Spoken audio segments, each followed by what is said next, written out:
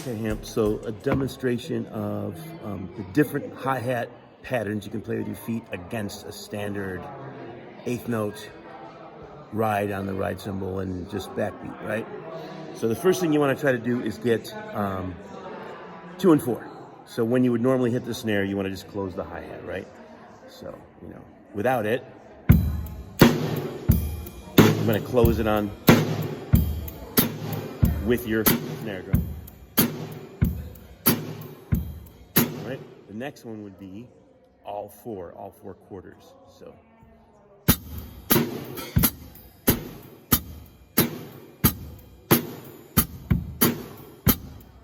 right? When you get to that level, you can try doing the upbeats, every other one, the opposites, the ands, right? So 1 and 2 and 3 and 4 and so.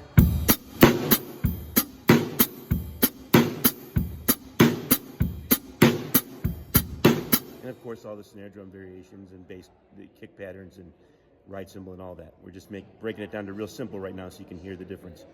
Because each one of these things adds a different character to the groove, to the rhythm, right? And then the last one would be like eighth notes, all the eighth notes, the same way you're playing the ride cymbal. So, 1 and 2 and 3 and 4 and.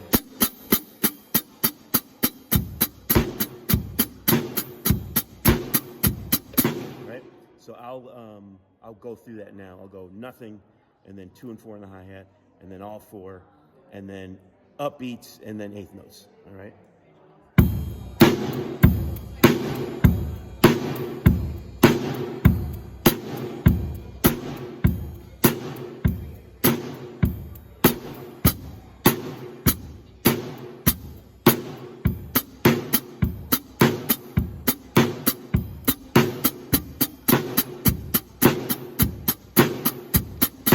Right?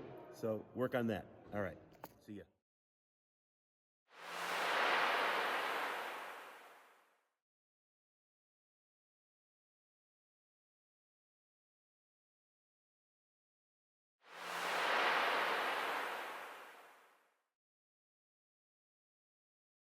Okay, guys, by request, dotted notes, specifically, especially with drummers and drum music, dotted 8th and 16th combinations.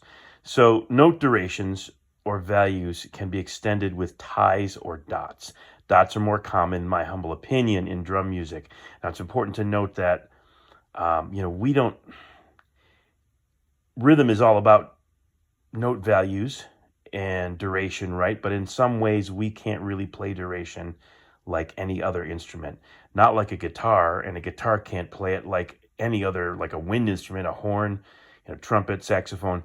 They have to hold a note for a certain value. For us, if we don't roll or we don't hit like a gong or a cymbal and let it ring, then a quarter note on the snare drum sounds like a whole note on the snare drum, sounds like an eighth note on the snare drum, sounds like a 16th, right, or a 32nd. You get the idea. If you hit one of those, they're all going to sound the same, pop, right?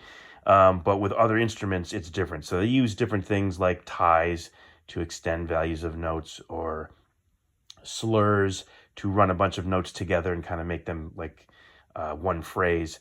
We usually don't have to deal with ties very much, sometimes in some music, but dots you'll see all the time, okay?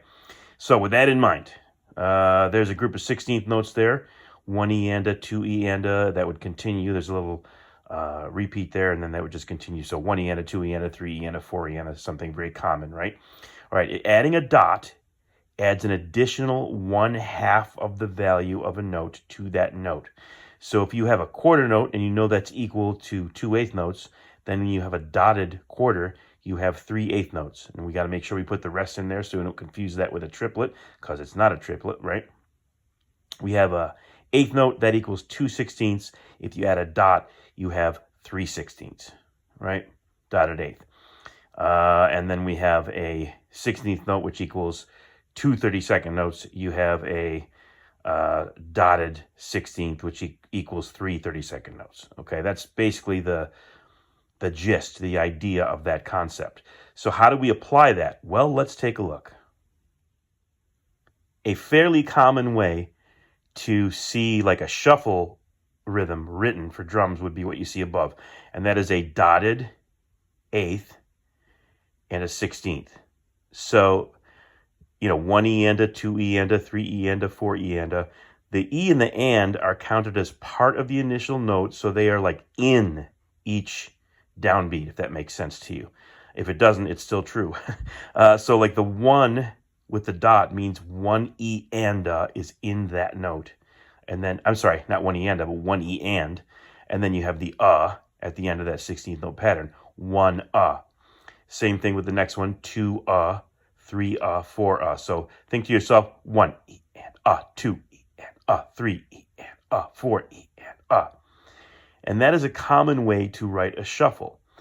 But there are other ways to write it, and people get confused by, well, is that too long, or is that not quite right? We'll talk about that in a second. Okay, so these 5 are all different, right?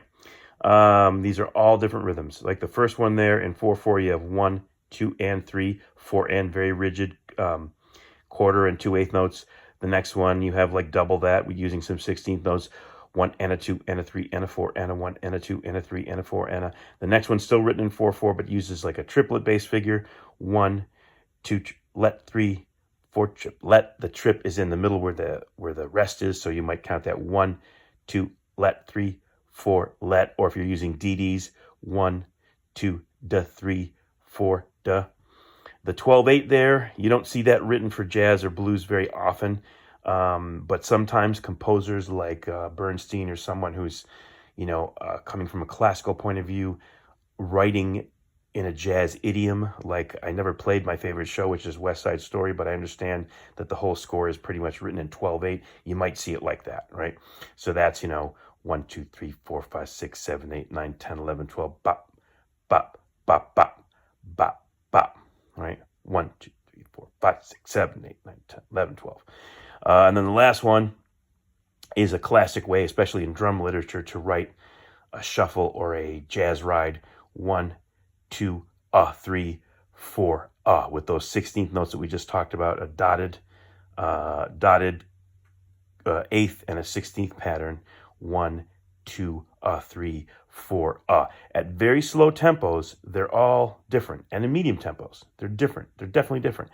But the faster you play, and this is called scope of tempo, our brain hears it exactly the same. And you can try this with a drum machine or a drum app or, a metronome that you can program or anything like that where you can play this rhythm or you can record this rhythm and speed it up. You will hear that they all sound the same at certain tempos. Ding, ding, ding, ding, ding, nothing you can do about it. Your brain hears it that way, whether they're different or not. So that's good to know. Okay, but the other thing that's good to know is at medium and slow tempos, you can lay into this difference in scope of tempo. You can actually manipulate that, and depending on how the bass player and or the rhythm section is approaching a certain feel, a certain shuffle, you can either elongate that shuffle a little bit or tighten it up or give it more triplet feel or give it a more 16th note feel and change the way it sounds. And when I can get to a drum set to demonstrate that more than just talking about it, I will try to show you how you can work that. It's really cool to know the difference and be able to play it and like pull a bass player towards the way you want to do it.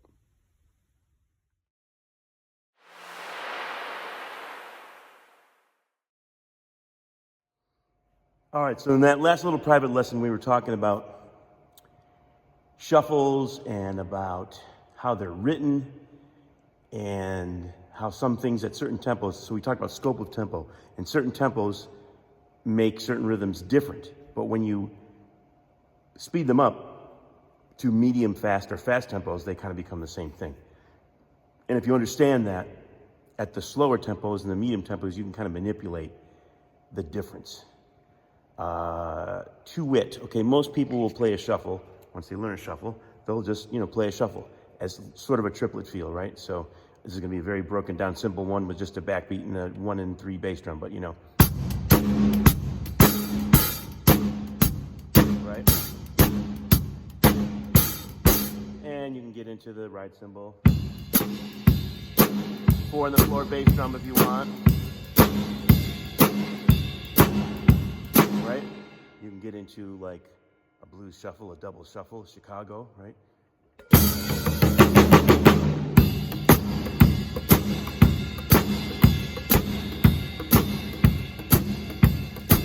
double up the bass drum, right?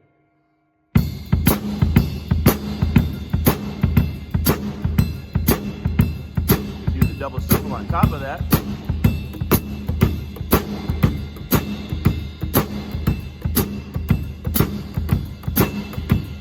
Right? But that all assumes that triplet feel, right? 1, a 2, a 3, a 4, or if it's a jazz ride, 1, 2, a 3, 4, and kind of with a, again, if you were to write it with a triplet feel or with straight eighth notes with, assuming they're going to be swung, interpreted as swung. But there is also that dotted 8th and 16th thing, right? And again, they're all the same at fast tempos. Your brain can't do anything but hear them the same way. It doesn't matter. But at slower tempos and medium tempos, you can kind of manipulate that. So maybe if I get to do this one more time, I will have a bass player with me, and we can kind of show you how it feels with more of a rhythm section. But just again, I'm going to go to the ride cymbal. Very simple backbeat and 4 in the floor, kick, and hi-hat, 2 and 4 hi-hat. But I'm going to change the ride cymbal rhythm. So instead of just playing dot, dot, dot, dot, dot, dot, dot, it's going to start to push more towards the dotted 8th and 16th. Da, da, da, da, da, da, da, da, da, da, without slowing down or speeding up, staying in that time, right? Staying in that tempo, but manipulating that scope of tempo variance between triplets and dotted 8th and 16th combinations, right? So I'm going to start with the normal shuffle feel, right?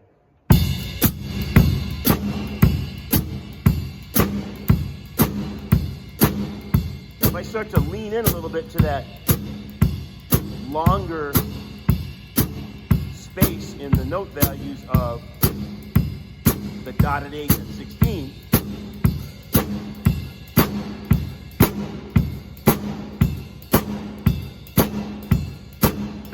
I'll use a stick and hopefully it won't crash out this phone microphone. But let's see what happens. Okay, so shuffle. Now I'm going to squeeze it a little bit.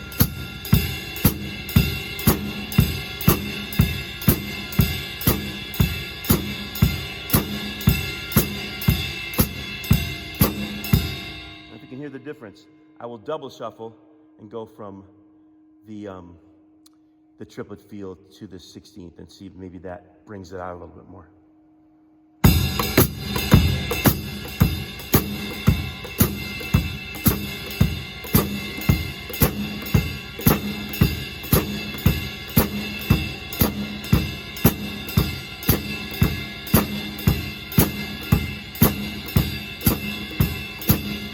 I hope it's not getting completely washed out by this new cymbal, and you can hear the difference. And with a bass player and a guitar player or a keyboard player, you'd be able to hear even more that you can kind of push it. It sounds like it's behind the beat. It sounds like it's laggy, but you're still in time. And all you're doing is manipulating that dotted 8th and 16th thing. So instead of da da da da da da da da da da da da da da da da. That's how it works. Explore. See ya.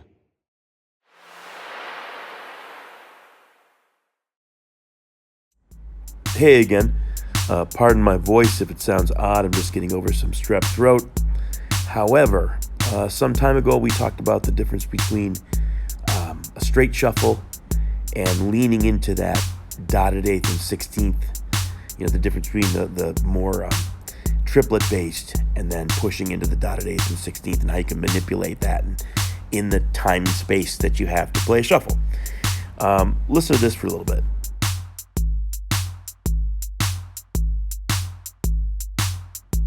Pretty much a basic shuffle, right? Well, I could not get together with a bass player and a guitarist or a keyboardist to kind of drive this point home and make it work with a rhythm section for you. But I did figure, you know what, I could program that and we can at least hear the difference. So let's listen again a little bit. Straight shuffle.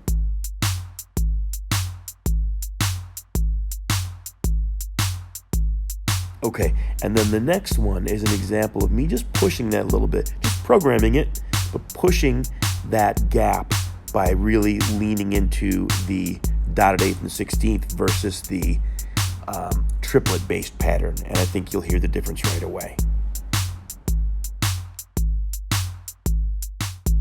So here we have the more pronounced dotted 8th and 16th, and it really does change the character of even a basic open groove like this. It makes it feel a little laggy, but it's in time. It's in time. And there's between these two, this is programmed, of course, but there's, when you're playing live, there's some variation between the two. There's some space between the two that you and your bass player can really manipulate. But let's listen to this a little bit.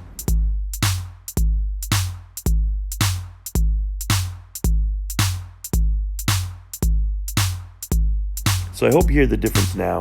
If I didn't make it plain in the last video where I was playing in a not great recording environment, you couldn't maybe necessarily tell on the new cymbal that I can't quite control yet the way I'd like to. But hopefully this makes it easier to understand. One more time. So there you go. Play around with that and see if you can really, change the feel of the groove. And then every little aspect that you add to your shuffle, every little variation on the snare drum, ghost notes, kick drum, whatever, just enhances that, right? It's pretty cool. All right, see you guys later.